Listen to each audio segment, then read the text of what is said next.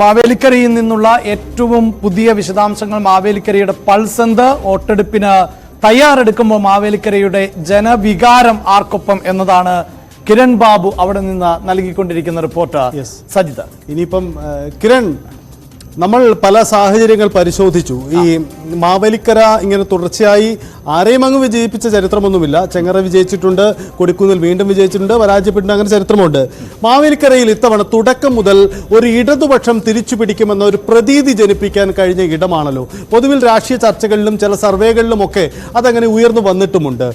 ആ ഒരു തരംഗം കിരൺ അവിടെ നിന്ന് കാണാൻ കഴിയുന്നുണ്ടോ? അങ്ങനെ ഒരു ഇടതുപക്ഷത്തിനൊരു മേൽക്കോയ്മ ഉണ്ട്, ഇത്തവണ വിജയിച്ചേക്കും എന്നൊരു തോന്നൽ ഉളവാക്കുന്നുണ്ടോ അവരുടെ പ്രചരണ രംഗത്ത്?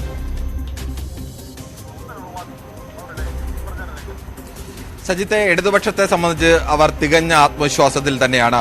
ഇന്ന് അരുൺകുമാർ അടക്കം സംസാരിക്കുമ്പോൾ അദ്ദേഹത്തിന് വിജയത്തെ സംബന്ധിച്ചോ അല്ലെങ്കിൽ ഭൂരിപക്ഷത്തെ സംബന്ധിച്ചോ ഏതെങ്കിലും തരത്തിലുള്ള സംശയമില്ല. തെരഞ്ഞെടുപ്പിന്റെ അവസാന ഘട്ടത്തിൽ നിൽക്കുമ്പോൾ പോലും വലിയ ഭൂരിപക്ഷത്തോടു കൂടി തനിക്ക് വിജയിക്കാൻ കഴിയും എന്നുള്ള ആത്മവിശ്വാസം തന്നെയാണ് പൊതുവെ ഇടത് ക്യാമ്പുകളിൽ ആകെയുള്ളത്. അത്തരമൊരു ആത്മവിശ്വാസമാണ്. കാരണം ഇത്തരം ചെറുപ്പക്കാരെ അണിനിരത്തിക്കൊണ്ടാണ് കോൺഗ്രസിന്റെ വമ്പന്മാരെ പലരെയും പല ഘട്ടങ്ങളിൽ, അത് കോൺഗ്രസിന്റെ മാത്രമല്ല ഇടതു പാർട്ടികളിലെ വമ്പന്മാരെ കോൺഗ്രസും സമാനമായ രീതിയിൽ ചെയ്തിട്ടുണ്ട്. അങ്ങനെ പല മണ്ഡലങ്ങളിലും അട്ടിമറിച്ചിട്ടുള്ളത്. അത്തരം ഒരു അട്ടിമറി പ്രതീക്ഷ ഉറപ്പായും ഇടതുമുന്നണി ഇവിടെ പ്രതീക്ഷിക്കുന്നുണ്ട്. പ്രത്യേകിച്ച് CPIയെ സംബന്ധിച്ച് കഴിഞ്ഞ തവണ കേരളത്തിൽ നിന്ന് ഒരു സീറ്റ് പോലും ജയിക്കാൻ കഴിഞ്ഞില്ല. കേരളത്തിൽ വിജയിക്കേണ്ടത് CPIയെ സംബന്ധിച്ച് ഒരു സീറ്റിലെങ്കിലും വിജയിക്കേണ്ടത് ഏറ്റവും അനിവാര്യമാണ്. അത് തിരുവനന്തപുരത്തെ പോലെ ടൈറ്റായി ത്രികോണ മത്സരം നടക്കുന്ന ഒരു മണ്ഡലം, തൃശ്ശൂരെ പോലെ ഒരു മണ്ഡലം, വയനാട് അങ്ങനെ ഒരു കാര്യമായ പ്രതീക്ഷിക്കാനില്ലാത്തൊരു മണ്ഡലമാണ്. അപ്പോൾ തൃശ്ശൂര്, മാവേലിക്കര ഈ രണ്ട് മണ്ഡലങ്ങളിലും ഒപ്പം തിരുവനന്തപുരം, ഈ മൂന്ന് മണ്ഡലങ്ങളാണ് അവർക്ക് കാര്യമായി പ്രതീക്ഷിക്കാൻ കഴിയുന്നത്. അതിൽ ഏറ്റവും പ്രതീക്ഷിക്കാൻ കഴിയുന്ന രണ്ട് മണ്ഡലങ്ങളാണ് തൃശ്ശൂരും മാവേലിക്കരയെ സംബന്ധിച്ച്. അതുകൊണ്ട് തന്നെ CPIക്ക് തുടക്കം മുതൽ തന്നെ അവർ അങ്ങനെ ഒരു സ്ഥാനാർത്ഥിയെ വളരെ നേരത്തെ തന്നെ കണ്ടെത്തിയതാണ്. നമ്മളൊക്കെ 6 മാസം മുമ്പേ ആരാവും സ്ഥാനാർത്ഥി എന്ന് ചർച്ച ചെയ്യുമ്പോൾ തന്നെ ഇവിടത്തേക്ക് ഇടതുമുന്നണിക്ക് ഒറ്റ പേര് മാത്രമാണ് നമ്മൾ വന്നത്. അത് അരുൺകുമാറിന്റെ പേരായിരുന്നു. കാരണം അരുൺകുമാറിന്റെ പേര് വളരെ നേരത്തെ തന്നെ CPI തീരുമാനിച്ചിരുന്നു. അത് CPM-മായി കൂടി ആലോചിച്ചെടുത്ത തീരുമാനമാണ്. ഇടതുമുന്നണി പ്രവർത്തകരുടെ അങ്ങനെ ഒരു പുതുമുഖത്തെ കൊണ്ടുവന്ന് അട്ടിമറിക്കണം എന്നുള്ളത്. ആ ഒരു ആവേശം മണ്ഡലത്തിൽ മുഴുവൻ കാണാനുണ്ട്. ആ ഒരു ആത്മവിശ്വാസം ഇടതുമുന്നണിയിലെ മുഴുവൻ പ്രവർത്തകർക്കും ഉണ്ട് താനും.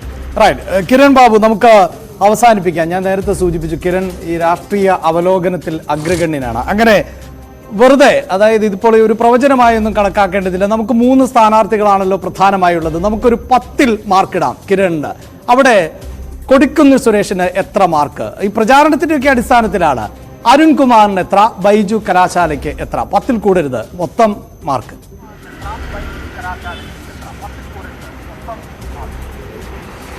അഭിലാഷേ, ഇത് ആത്യന്തികമായി വോട്ട് ചെയ്യേണ്ടത് ജനങ്ങളാണ്.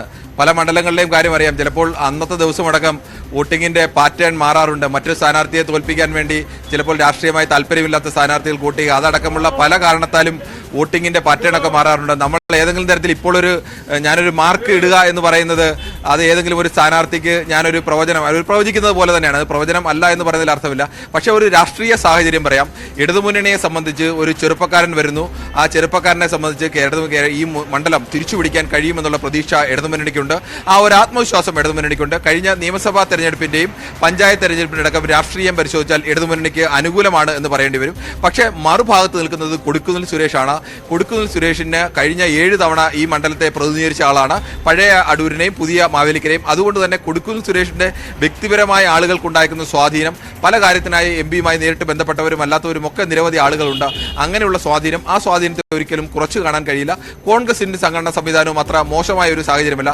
അതുകൊണ്ട് തന്നെ ഏതെങ്കിലും ഒരു സ്ഥാനാർത്ഥിക്ക് ഇപ്പോൾ വിജയമുണ്ടാവും. ഒരു പൊളിറ്റിക്കൽ ഫൈറ്റ് ആണ് നടക്കുന്നത് എന്നുണ്ടെങ്കിൽ സ്വാഭാവികമായും ഇടതുമുന്നണിക്ക് ഇപ്പോൾ ഒരു മേൽക്കൈ, ആ തരത്തിലൊരു മേൽക്കൈ അവകാശപ്പെടാൻ കഴിയും. പക്ഷേ അതിനപ്പുറത്തേക്ക് വോട്ട് ശേഖരിക്കാൻ കഴിയുന്ന ഒരാൾ കൂടിയാണ് കൊടിക്കുന്നിൽ സുരേഷ്. അത് എത്രത്തോളം അദ്ദേഹത്തിന്റെ വോട്ടിനെ നിലനിർത്തും, അല്ലെങ്കിൽ അതിന്റെ കൂടി അടിസ്ഥാനത്തിലായിരിക്കും സ്വാഭാവികമായും ഇവിടെ വിജയം നിശ്ചയിക്കുക.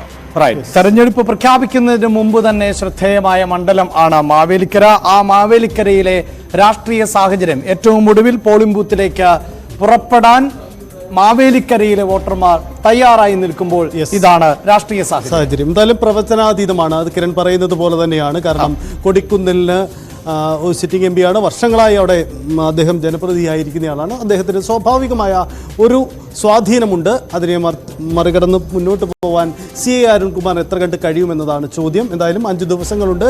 ഇനിയും സ്വാധീനിക്കപ്പെടാനുള്ള ഘടകങ്ങൾ നിരവധിയുണ്ട്. പ്രവചനാതീതം എന്നതാണ് പൊതുചിത്രം മാവേലിക്കരയിൽ.